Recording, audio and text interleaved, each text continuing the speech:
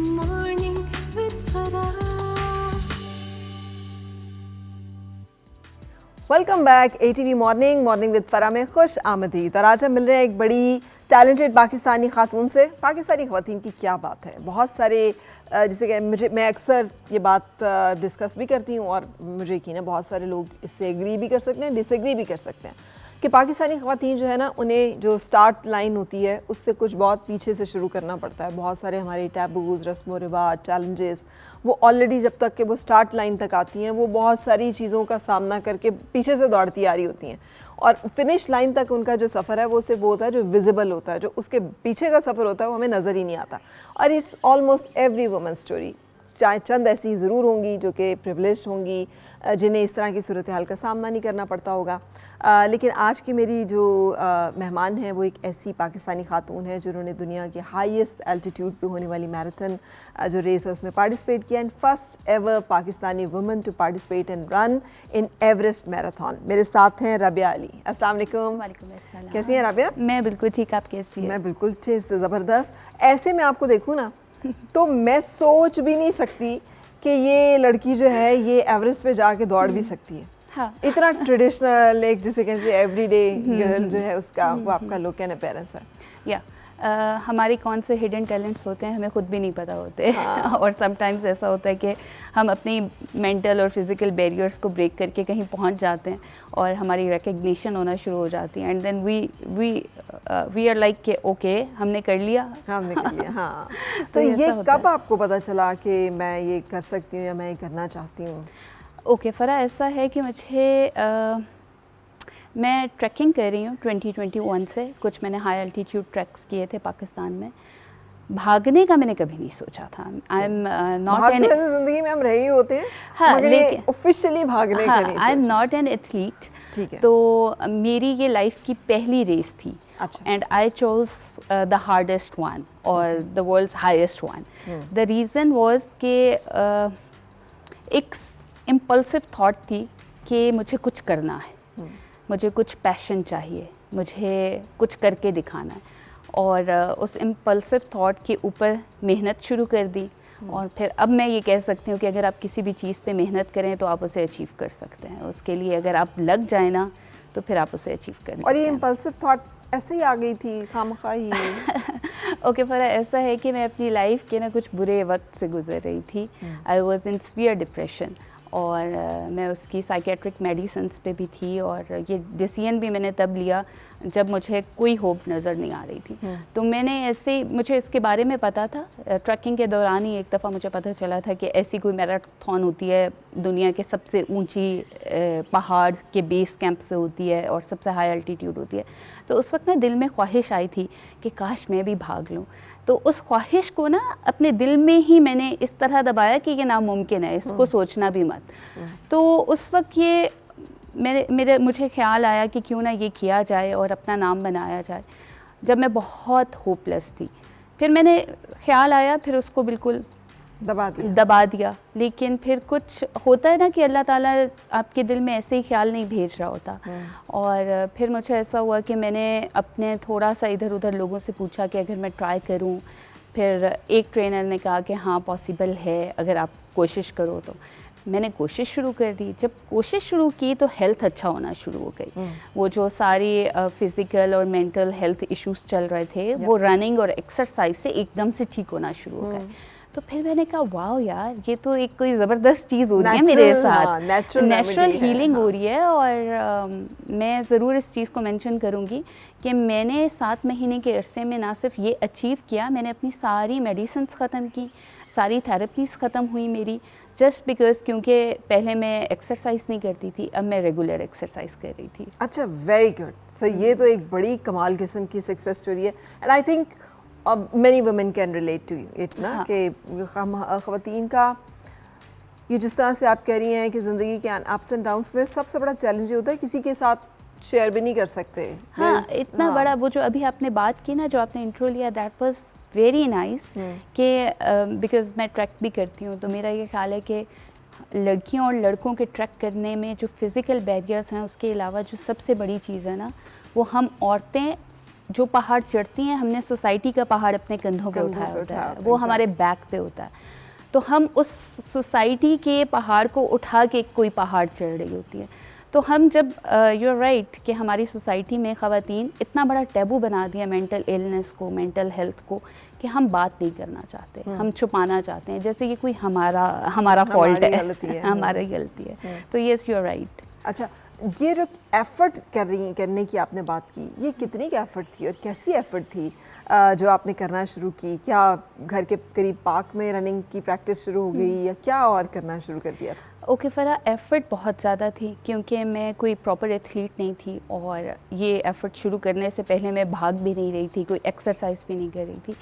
तो दिन के 2 से ढाई घंटे मैं अपने एक्सरसाइज के लिए निकालती थी। उसमें कुछ वक्त जिम में गुजरता था, कुछ स्ट्रेंथ ट्रेनिंग घर में कर लेती थी, कुछ घर के इर्द गिर्द के जो पार्क्स थे वहाँ पे रन करती थी। समटाइम्स ऑफिस के करीब जो जिम है वहाँ जाना पड़ जाता था कि टाइम की कमी। तो एक प्रॉपर स्ट्रगल थी, और अपनी पूरी ज़िंदगी में से हमारे यहाँ ये कल्चर नहीं है कि आपको शाबाशी दी जाए अगर आप एक्सरसाइज के लिए जा रहे हैं। बड़ा लड़ना पड़ता है कि भाई अब भी मेरा टाइम है, अब भी मेरा टाइम है। लड़ना इन द सेंस कि आपको आपके फ्रेंड्स कह रहे होते हैं कि भाई चलो गेट टुगेदर, आज स्किप कर दो, आज छोड़ दो, आज रहने दो। तो वो बहुत, मुझे लगता है वो भी एक कांस्टेंट एफर्ट होती है। फिर आपकी बॉडी भी नहीं चाह रही होती, दिल भी नहीं चाह रहा होता, दर्दें अपनी जगह होती है। तो आप मुसलसल फाइट कर रहे होते हैं अपने आप से भी, लोगों से भी। तो इट्स नॉट ईजी, ईजी नहीं थी। मैंने तो आई एम सो ग्रेटफुल कि मैं am not a dog person. मेरे बच्चों ने डॉग रख लिया ना, तो मैं उससे दूर दूर रहती थी, इधर नहीं आएगा, ये इधर नहीं आएगा। फाइनली मुझे उसके साथ दोस्ती करनी पड़ी। वॉक पे मैंने सोचा कि यार मैंने निकलना है, मुझे लगा यार डॉग साथ होगा ना तो बेहतर है। आप यकीन करो कि आप 2 दिन किसी एक पार्क में एक फिक्स टाइम पे चले जाए ना, तो तीसरे दिन लोगों को पता चल जाता है एंड दे मेक श्योर कि वो वहाँ पे मौजूद हो। और वो एक दिन मैंने देखा कि एक बंदा ना अजीबोगरीब हरकतें कर रहा, तो मेरे साथ कुत्ता था। राइट। तो मैंने कहा एक दिन तो मैंने टॉलरेट किया कि चलें कोई बात नहीं है। दूसरे दिन मैंने उसकी लीश खोल के मैंने कहा अटैक एंड देन उसके बाद से वहाँ पे कोई नहीं नज़र आया, इसलिए कि we have to do it. आपको कोई चलने भी नहीं देता, आपको कोई वॉक करने के लिए भी नहीं। आप तो कहते हैं करीबी पार्क में चली गई और वॉक कर लिया। It's not that easy. It's not that easy. आप तो फिर सेलिब्रिटी दूर भी हैं, नहीं लगा के नहीं, लेकिन then even a normal women, being a women, आपको कोई, एक दफ़ा मैं अपने ट्रैक पे रन कर रही थी, मेरा लॉन्ग रन था। तो मैं लॉन्ग रन में यही होता है, अब छोटा सा ट्रैक है, 1 किलोमीटर का भी नहीं है, तो मुझे कई चक्कर लगाने हैं उसके। अगर मेरा 10 से 15 किलोमीटर का रन है तो मैं 1 घंटे के अंदर कई चक्कर लगाऊंगी उसी के। तो एक मुसलसल आदमी जो हैं, जब भी मैं उनके पास से गुजरती थी तो वो मुझे कहते थे कि run is not healthy, walk is healthy.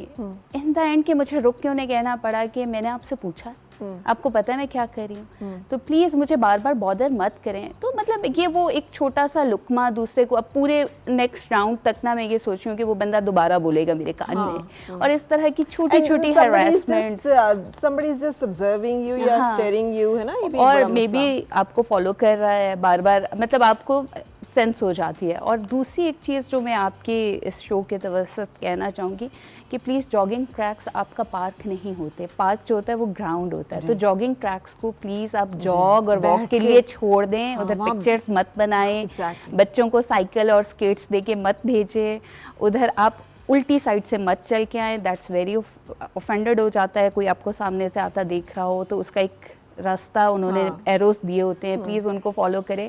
ये छोटी छोटी चीज़ें हमें एज अ नेशन सीखने की बहुत ज़रूरत है।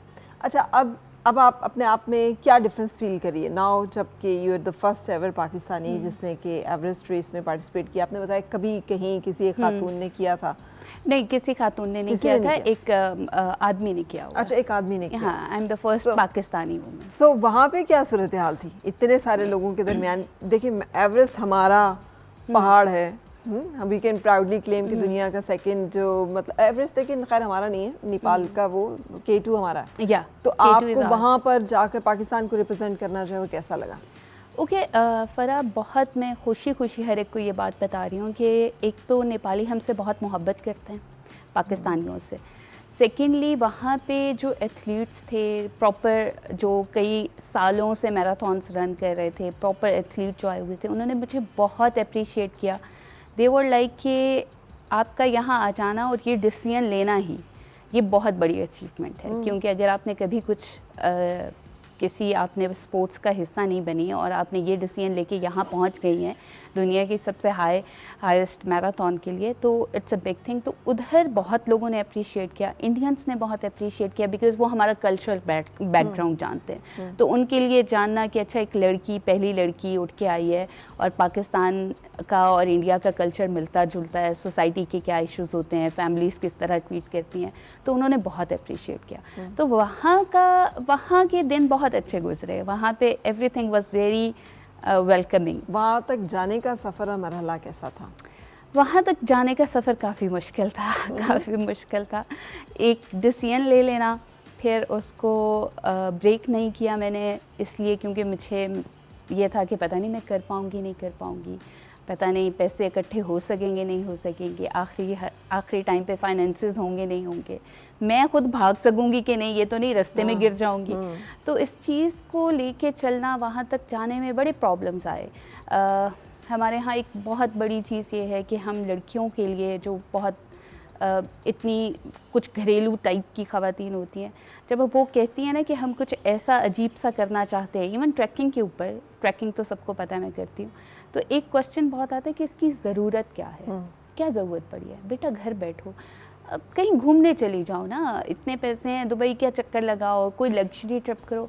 एम्बिशन को कोई नहीं समझता, वो जो आपकी मेहनत होती है उसके अंदर कुछ अचीव करना होता है, जो सेंस ऑफ अचीवमेंट खुशी देती है, उसको कोई नहीं समझता। तो ये सब चीज़ें समझाना बहुत मुश्किल है।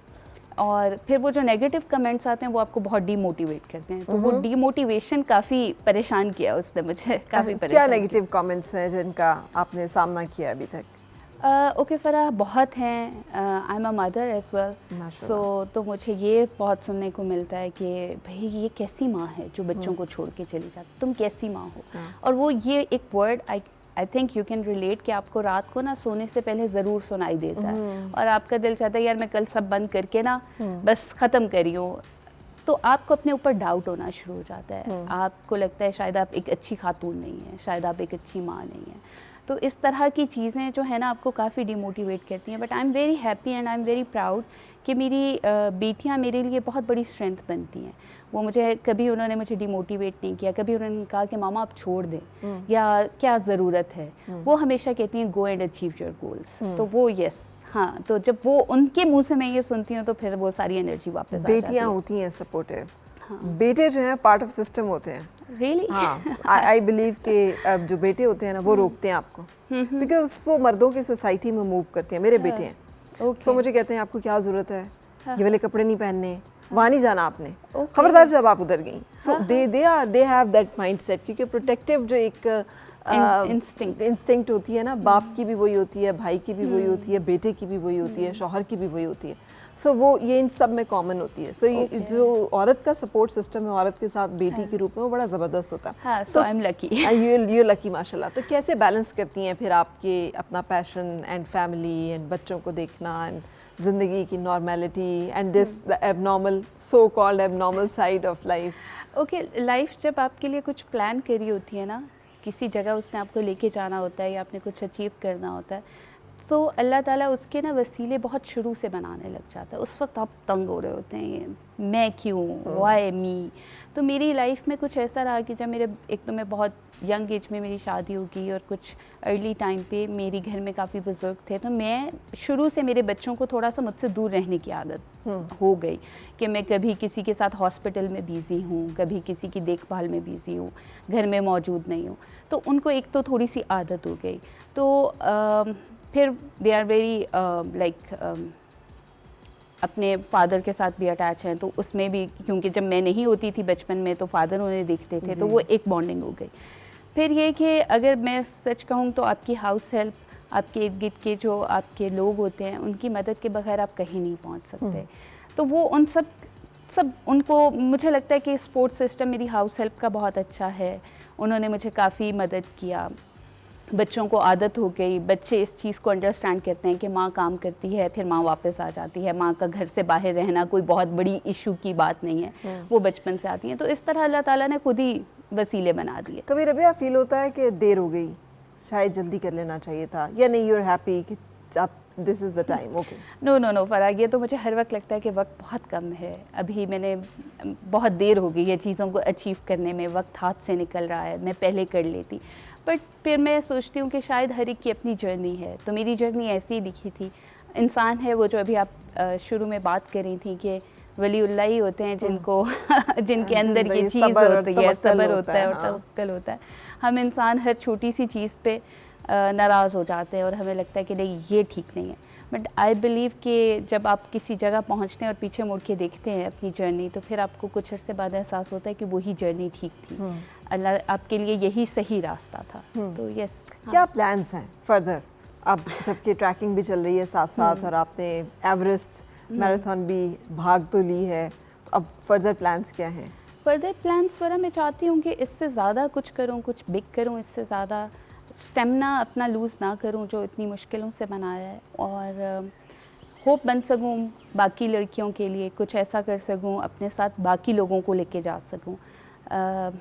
डिसेबल जो लोग हैं, जो जिनको प्रॉब्लम्स होती हैं लेकिन वो स्पोर्ट्स का हिस्सा बनना चाहते हैं, उनकी हेल्प कर सकूं। अपने जैसी उन लड़कियों की जिनको लगता है कि नहीं बस अब हम हाउसवाइफ हैं या हमारी शादी होगी, बच्चे हो गए और हमने कुछ और नहीं करना, अगर वो कुछ करना चाहती हैं उनके लिए कुछ कर सकूं। तो बहुत सारे इरादे हैं, देखें अल्लाह ताला किसमें कामयाबी देता है। आमीन। रिकग्निशन आप समझती हैं है क्या आपको, जो आप एफर्ट करी आपने उसका आपको फीडबैक अच्छा मिला, कोई रिकग्निशन उस तरह से मिली? ओके, सच बोलूँ तो वहाँ पे तो नेपाल में तो बहुत मिली, क्योंकि आपके इर्द गिर्द आपकी कम्युनिटी समझती है एक्चुअली। तो वहाँ पे सारी एथलीट कम्युनिटी थी, तो उन्होंने तो बहुत रिकग्नाइज़ किया, उन्होंने बहुत अप्रिशिएट किया। अपने मुल्क की बात करूँ तो क्योंकि आई वाज नॉट एथलीट, तो जब मैंने ये न्यूज़ ब्रेक की तो काफ़ी लोगों ने, ज़्यादातर लोगों ने यही रिस्पॉन्स था कि ये कोई इतनी बड़ी बात नहीं है। तो उस चीज़ को समझना कि उसके लिए कितनी एफ़र्ट चाहिए होती है, हाई एल्टीट्यूड के ऊपर भागना कितना मुश्किल होता है, ऑक्सीजन लेवल आपका बहुत कम होता है, ट्रेल रन क्या होता है कि सिर्फ it's not only down hill, it's down hill up hill. तो बहुत सारे लोग इन चीज़ों को नहीं समझ सकते, तो शायद उनकी ना समझे की वजह से उस तरह रिकग्निशन नहीं मिलती। बट हाँ, आई वुड से कि मीडिया की वजह से मुझे काफ़ी, जिन लोगों को समझ नहीं आ रही थी उन्हें भी समझ आने लग गई कि हाँ she has done something big may be. हाँ, चलें हम कंटिन्यू करेंगे, लेकिन हमें एक ब्रेक के लिए रुकना है, ब्रेक के बाद फिर मिलते हैं।